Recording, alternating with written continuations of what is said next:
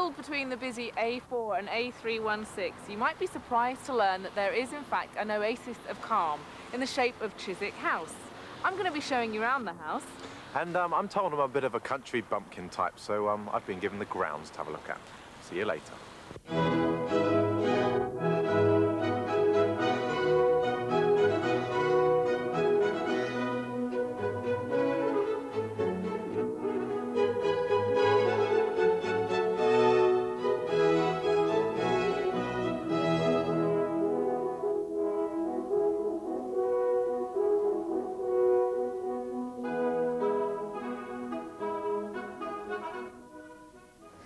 Chiswick House is steeped in history and architectural innovation.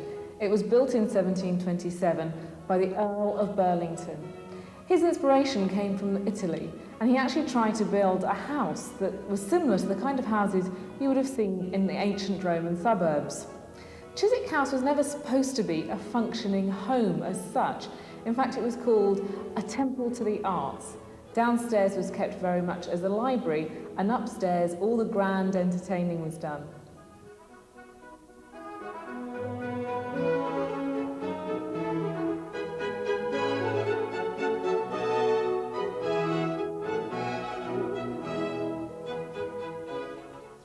Well, this room is called the Tribune or Saloon, and this is more like the reception room where Lord Burlington would meet his guests. All the ladies would go to the right of the room and all the gents to the left. Now, from the centre of the star on the floor to the centre of the ceiling is 48 feet. The octagonal-shaped mouldings, as they go towards the centre, they get smaller, and that gives the illusion that the dome is a lot higher than what it really is. And in the centre of the dome would have hung a ginormous candle chandelier. Now, the pictures are all original, and they are in their original places, except for the one above the front door, where Lord Burlington with 3 of his 4 sisters should be, but that painting's at Chatsworth.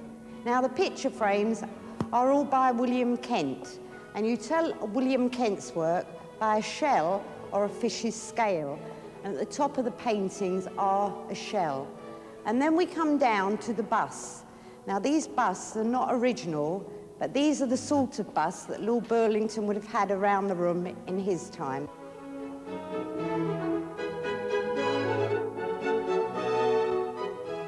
Oh, the lady in the roundel is Lady Burlington. And before she married, her name was Dorothy Saville. And she was very, very rich. Her parents owned a large estate in Yorkshire. So it was like 2 very rich people marrying, so you can imagine how rich they really were. Now, Lady Burlington, she was an artist, and she did the painting of her daughter Charlotte over there. Now, the Burlingtons had 3 daughters. One daughter died when she was 5, the other daughter died when she was 18, then Lord Burlington died, and a year later Charlotte died. So this room, instead of being known as the sitting room, became known as the bedchamber. And when Lady Burlington lost her family, she had her bed moved from the Jacobean house into this room, and she stayed here 4 years before she died.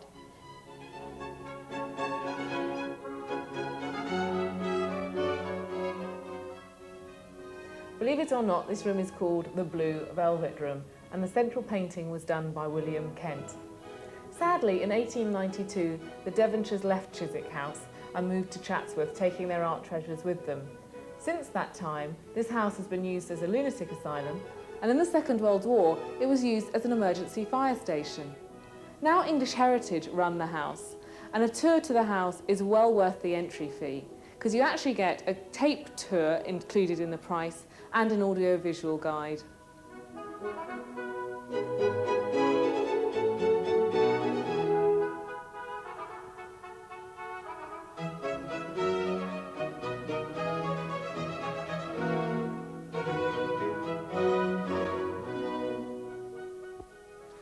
Hello, yes, as usual, I've pulled the short straw here at WMtv, and I've come along to Chiswick House grounds to give you a little resume of what there is here to see. But before I go any further, let me get one thing straight. I'm not Mellors, and Bubba is not Lady Chatterley, despite what she might say. Anyway, if you get a chance to come along in your spare time, there are loads of statues, there's loads of history, Let's go and take a look at some of the statues, shall we?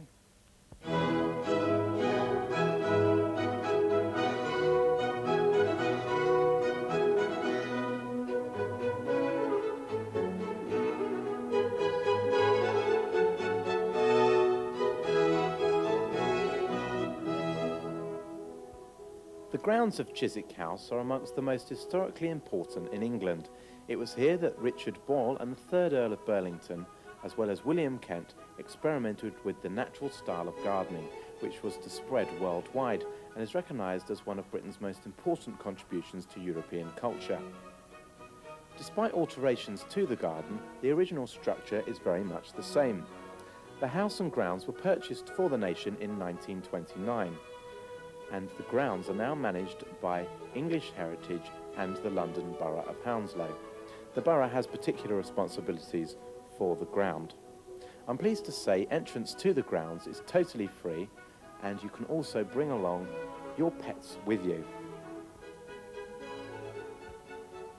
Well, the more observant amongst you might have actually noticed it stopped raining, thank goodness. Chiswick House has its very own pond, as you can see. There are a few goldfish in here somewhere. Perhaps if you bring along some bread, you might be able to entice them to the surface, though I'm told the local heron has helped himself to quite a few of them. There's a nature trail, and it takes about 50 minutes. You can get a guide from the Interpretive Centre, and it's well worth a trip, if you can make it.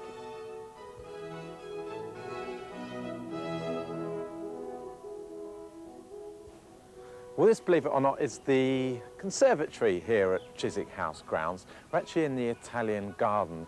Now, the conservatory itself was designed by Samuel Ware and was completed round about 1813. And believe it or not, Paxton's Crystal Palace is supposed to be modelled on a similar line to the conservatory here. I mentioned we're in the Italian gardens. Here's a closer look.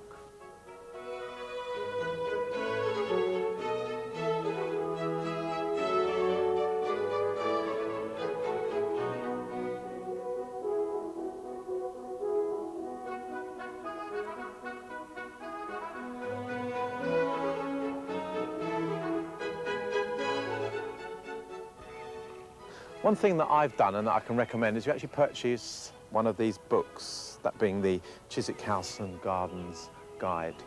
It's published by English Heritage and will only cost you a couple of pounds, and there's absolutely everything you could possibly want to know about Chiswick House and the grounds. Well, I hope you've enjoyed yourself. I've got to go and find Bubba now.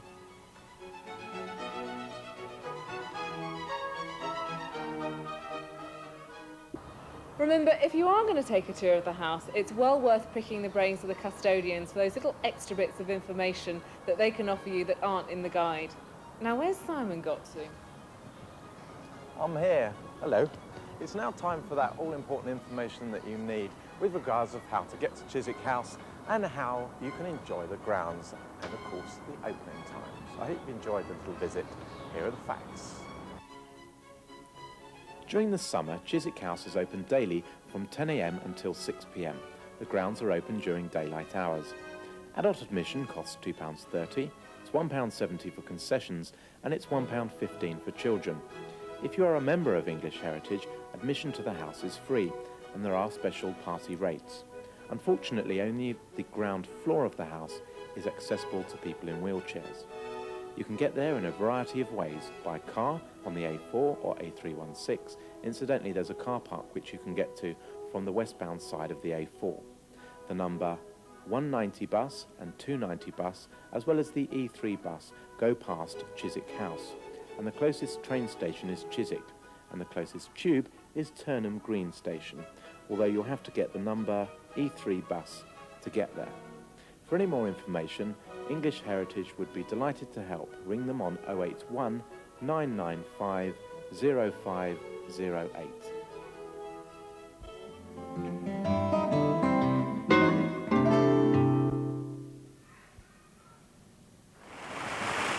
Ever felt you needed a break from all the routine hassle of living? There's one answer which quite surprisingly lies just 800 yards from the southern runway of the world's largest airport. The Reflections project at Hounslow Urban Farm offers you the chance to get away from it all, to take your senses on a voyage of discovery. Discovery.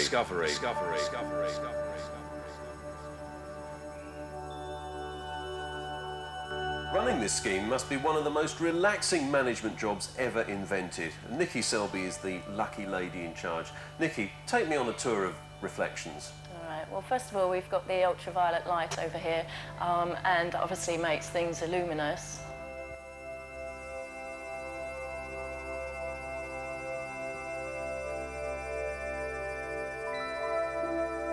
In the corner, we have the floor that lights up when you stand on the square, and it also makes a noise.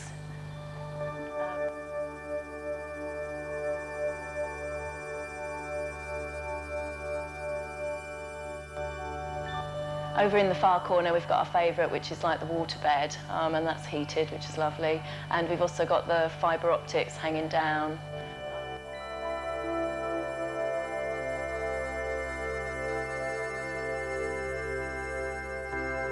And over here, we've got the tactile board and the luminous chalkboard.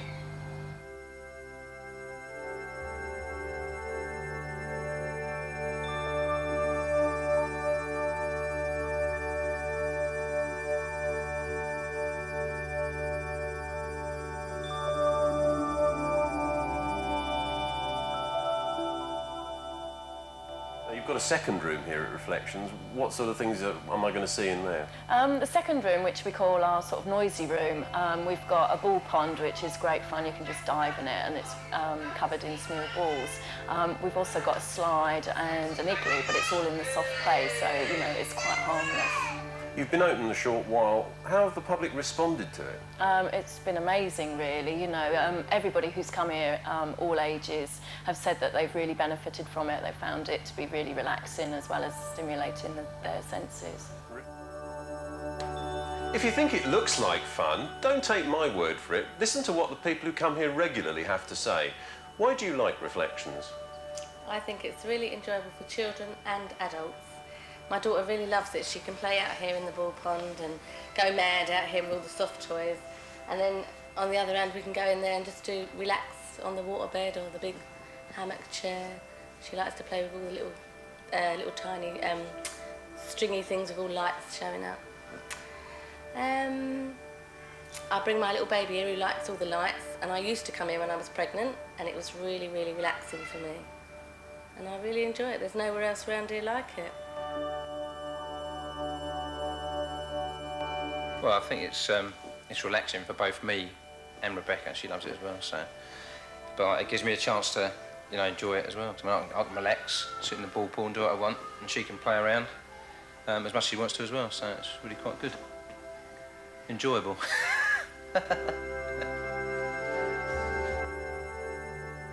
It's a nice environment for them to come. They're safe, there's nothing that they can sort of hurt themselves on. They can run around, enjoy it, and we can have a relaxation too. It's just lovely. They like the lights, so many things for them to do. They just they just love it, yeah. And we can relax and we enjoy it as well because we can actually go on things with the children, which is very unusual. You can actually go in the pool pond and play. You can go on the waterbed and lie about and enjoy it, and it's fun to play with them.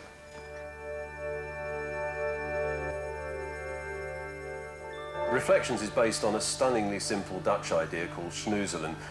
Basically, as you say, if you design for people with learning disabilities, with sensory disabilities, then amazingly enough, anyone can actually enjoy it. I mean, do you sort of take time out yourself?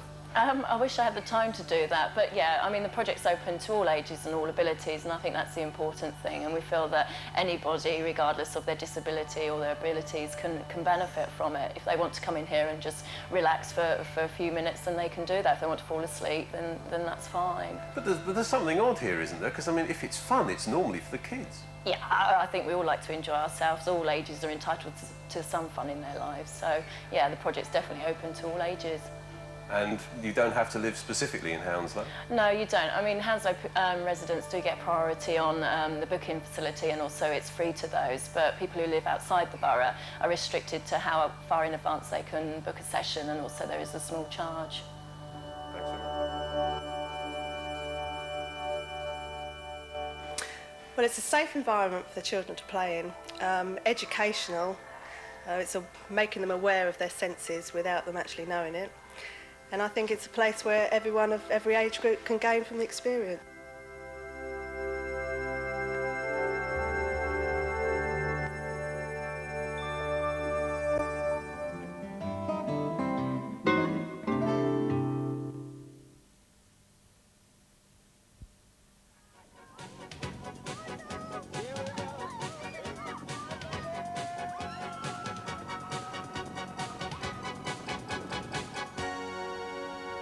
Good morning. I'm Elaine Ford from WMtv, and we've just arrived at Thorpe Park with the Cabarrus family, and we're hoping for a great day out. So let's go, and we'll catch up with you later.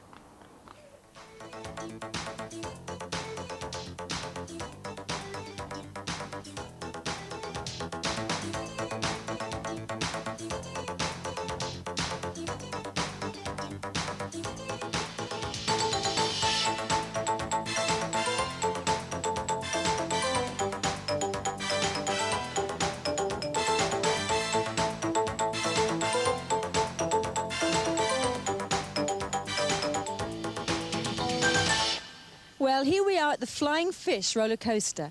A nice, gentle start to the day. Are you all looking forward to this ride? Yes. Me too. Let's go.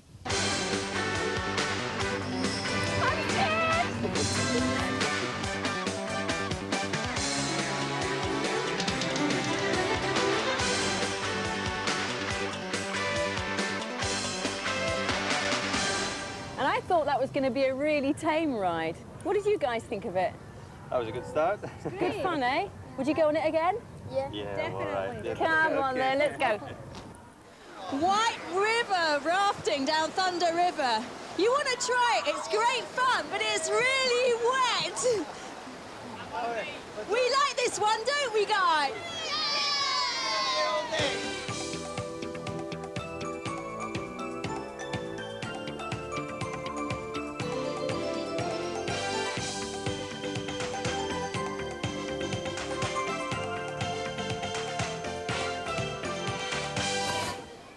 Well, what did you think of that one? Are you wet enough? Yeah, we loved it. That was great. This is the right to be. It's perfect, isn't it? Well, I've got news for you. We're going to get even wetter now because we're about to go on Logger's Leap. Are you ready? Let's go. Yeah. Right. Where are we? Ah, yeah. Rangers County, actually. This is the newest area of Thorpe Park, and it's got two new rides, the Rangers Carousel, and behind me, Mr. Monkey's Banana Ride, which we've got to go on, because Michael's not really happy about going on that. Oh, no, you don't.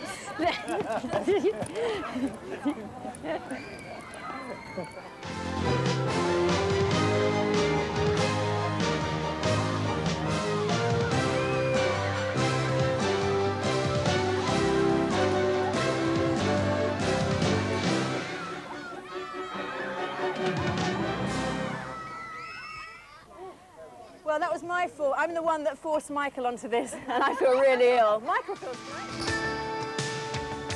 This is much more like it. You ought to be on one of these. This is so relaxing.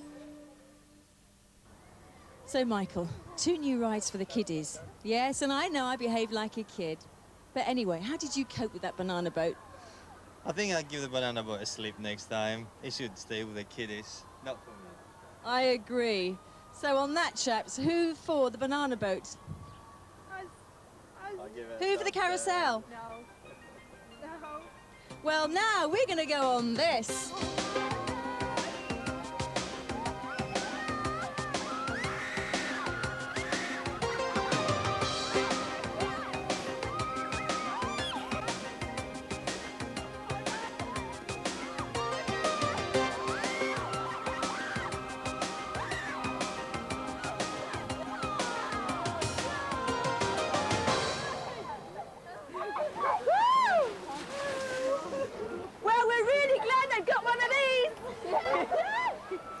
Lunch at last. We're going into Potbelly's restaurant behind me to join the Cabarrus family, and we'll catch up with you at the farm. See you later.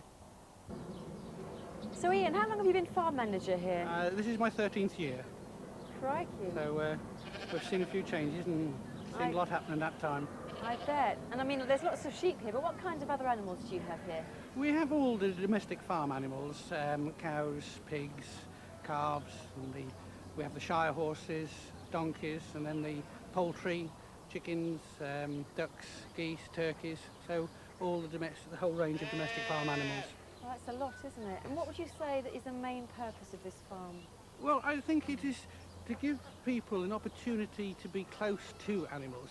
And you can see the animals here that are standing by me being stroked, and the people who have been stroking them.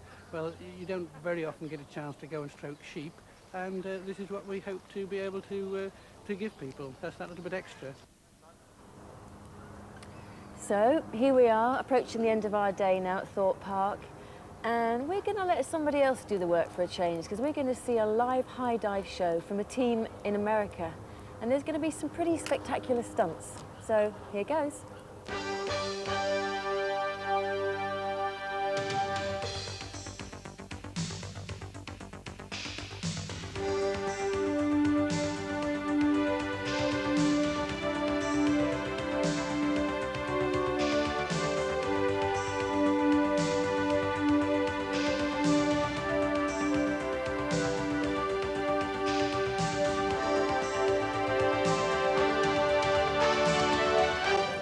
So now, at the end of your day, the burning question, did you all enjoy yourselves?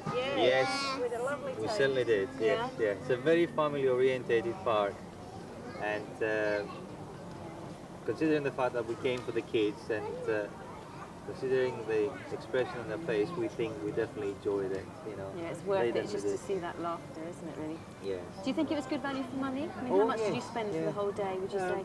Including the entrance fee, we spent something around £70, which, considering that we didn't set any limits in our spending, because we thought we wanted to be a special day for them, I think that is good value for money. You know, so most of our money went on souvenirs and things like that, so that are quite expensive sometimes, but it was still value for money. Spot that. And also, I mean, there's so many rides, aren't there? There's so many rides you didn't have a chance to go on as well, and so many more things to see, but you can't really do it all in No, a day. it's definitely, I mean, this type of parks are definitely a 2-day outings, but then again, there you are, you know, sort of, I think we enjoyed ourselves, and that was the important thing. Yeah, well, I'm glad you had a good day out. Certainly was. So, that's it from us. We're off home now, so this is Elaine Ford from WMTV with the Kibaris family at Thorpe Park. Bye.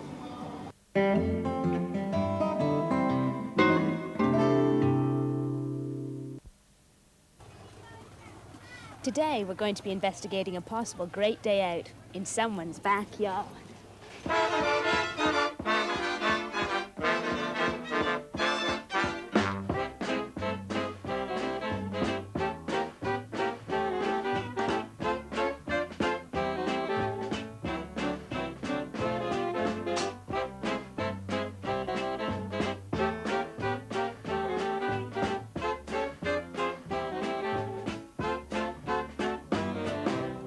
It's Beaconscott, the oldest model village in the world.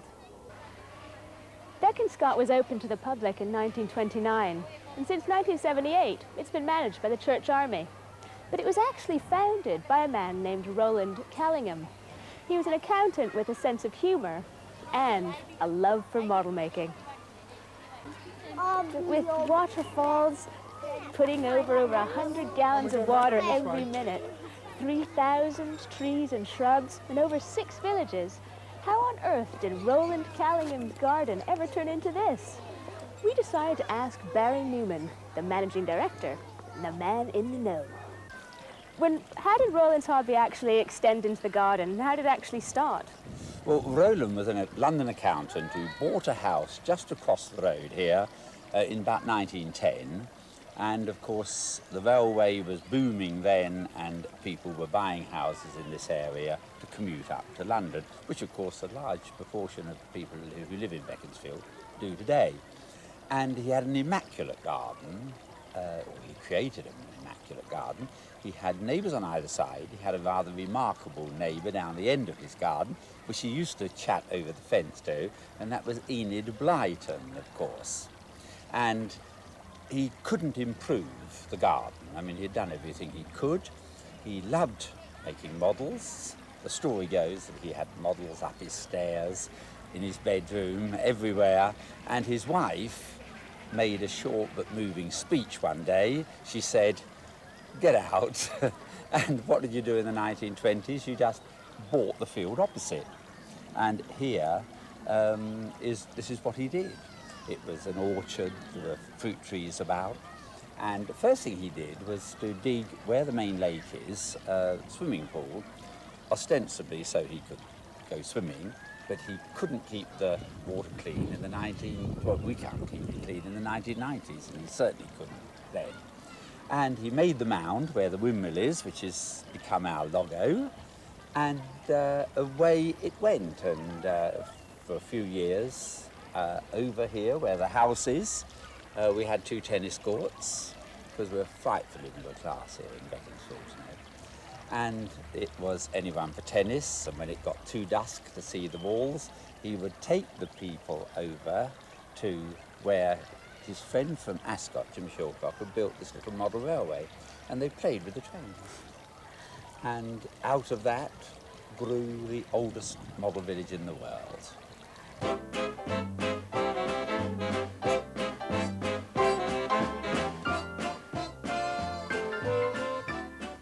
Beaconscot also has something called BMR, which stands for the Beaconscot Model Railway. It's got its own livery, its own numbers. It's even got 7 stations and covers 16,000 miles in a season.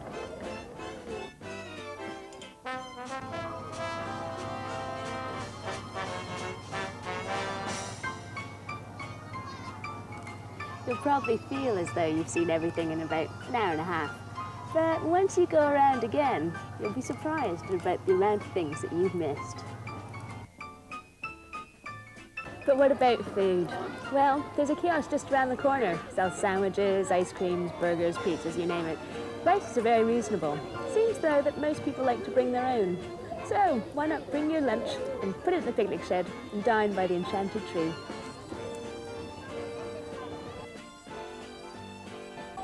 So why not come to the playground if you want to burn off some energy? It's a great break after squinting at tiny things.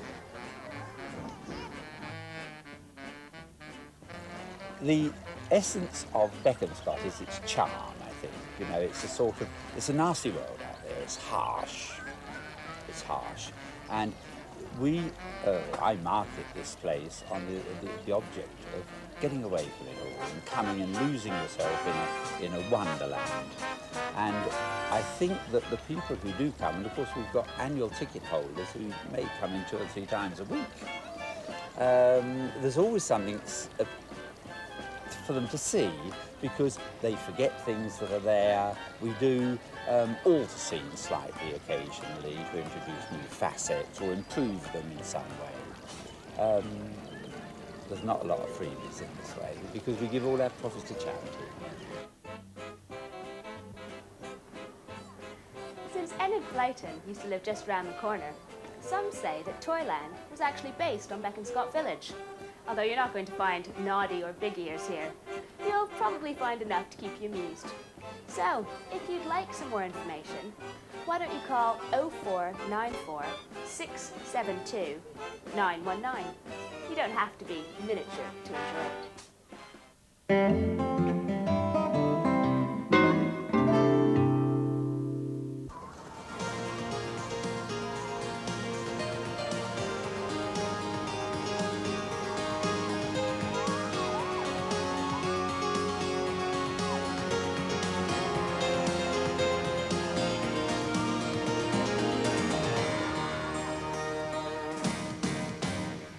So here we are, the Dover family, waiting to go around Chessington World of Adventure.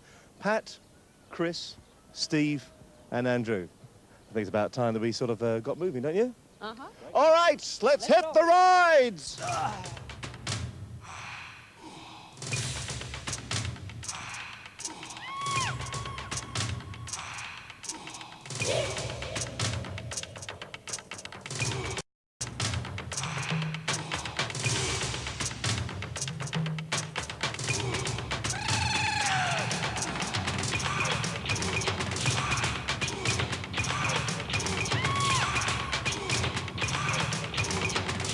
So here we are in the spooky world now, Transylvania. Behind me we've got the Vampire Ride. It is the largest suspended roller coaster in the UK.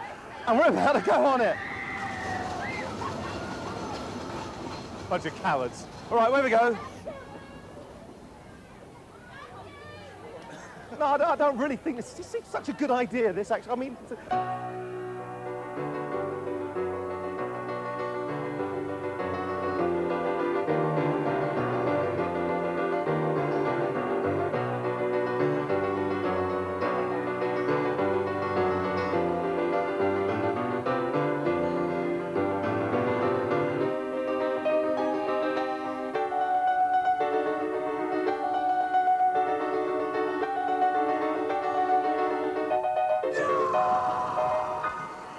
So there we are, we've been on the Vampire Ride in the world of Transylvania. We've now moved down to the galleon. And look, we've lost one of the family. We've lost one of the family. They've buckled already. So it's only going to be Steve, Pat and Chris and me. And I don't want to go. So, there we have it, the galleon then. No, definitely don't want to go. I'm not doing this, mate. Things that you can go on. I hate you. And apparently you experience around about 3.5 G, and at the very top of the ride you are weightless.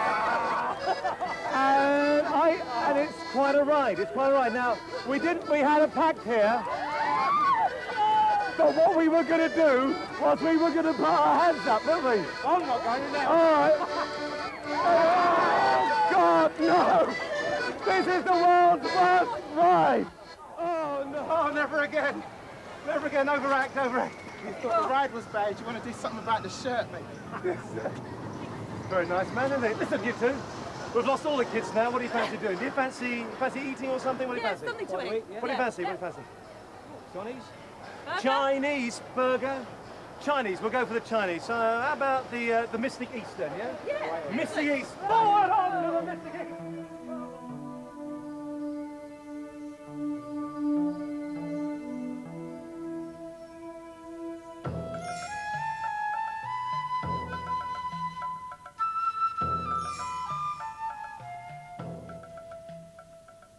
All right, now gather round. Look, we've done the eating, so we've done the Mystic Eats, the Golden Phoenix and the hot and cold snacks. We've done all that.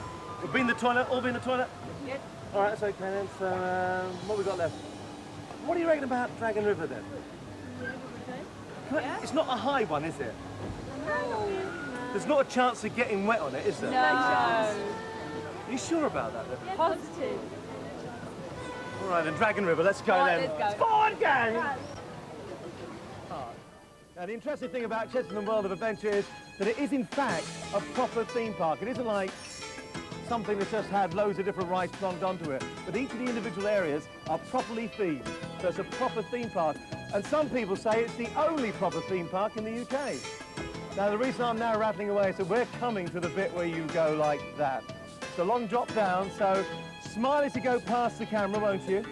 There's a camera just over there, and they'll have that for us when we get down the very bottom, if we're lucky. Now, of course, the nice thing is that we can actually see where we're going right now. But there is a man in a boat in front, going backwards.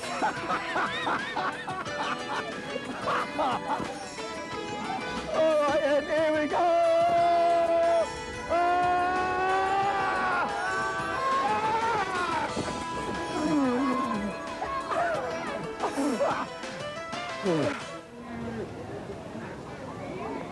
Why is it I got so wet? I mean, the front's been. I mean, I just thought the whole idea was to go on there. You said we weren't going to get wet on that ride. Well, you didn't get wet. What's that man there? Hey, what are you fancy doing now? Terror Tombs, newest ride in the park, cost millions to build. Fancy going on it? Yeah. Show us something, yeah. Fancy going on Terror Tombs.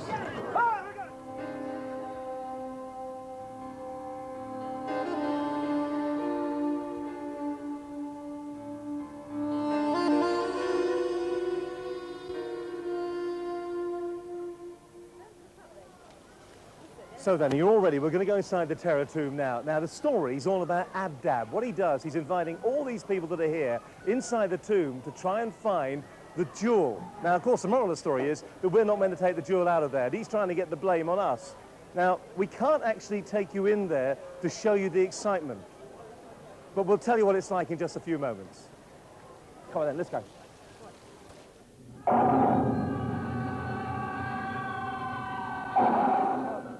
My word. Tell you what, you need to lose some weight, girl. Okay. So, there you go. You're right. Oh. I mean, you wouldn't have been sort of pulling our legs or anything on that. Oh, thanks for the lift, guys. Fine, all right. So that's Terra Tombs out of the way then. Enjoy that? Lovely. Enjoy that? Yep. Good ride, isn't it? Yeah? Yeah. Anybody feeling a little bit peckish again, perhaps?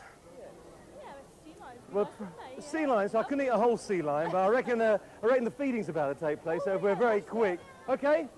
Over the sea lions? Let's go then. Here we go.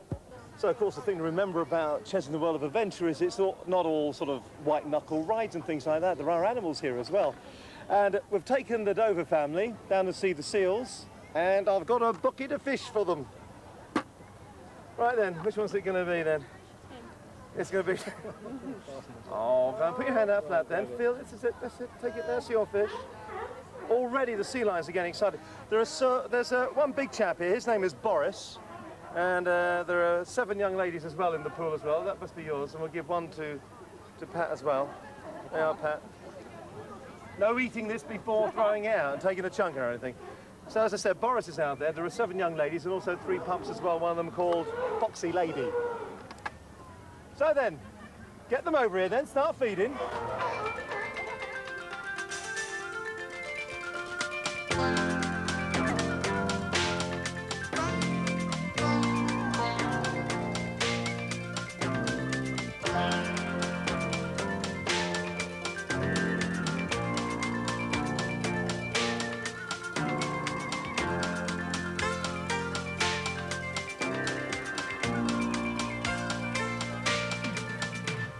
So then, now, we've got another ride for us. We've got the Wild West ride in Calamity Canyon.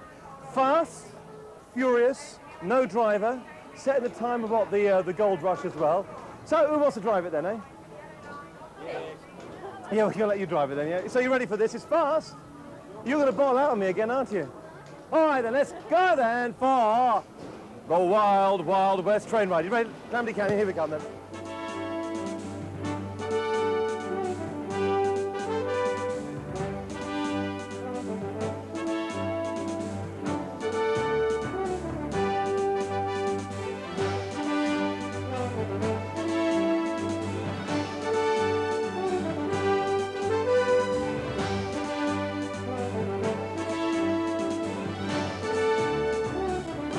It really has been a lovely day. The weather's been fine to us. We got here this morning, the clouds burnt away fairly quickly, and here we are sitting in the sunshine at the end of an exhausting but exhilarating day as we've walked around the parks. The family, still in one piece. We were able to bring them all back at the end of the day. And let's really find out if they've thought it's been a good day's outing here at Chesington World of Adventure. I'll start with the lady first of all. Pat, what about you? What's been the highlight of the day for you? It's been an excellent day. I've really enjoyed it. But it's difficult to actually pick out one particular thing that's been brilliant because it's all been so good. It really has been wonderful. Is there anything that actually surprised you about the park? It's very clean, very tidy.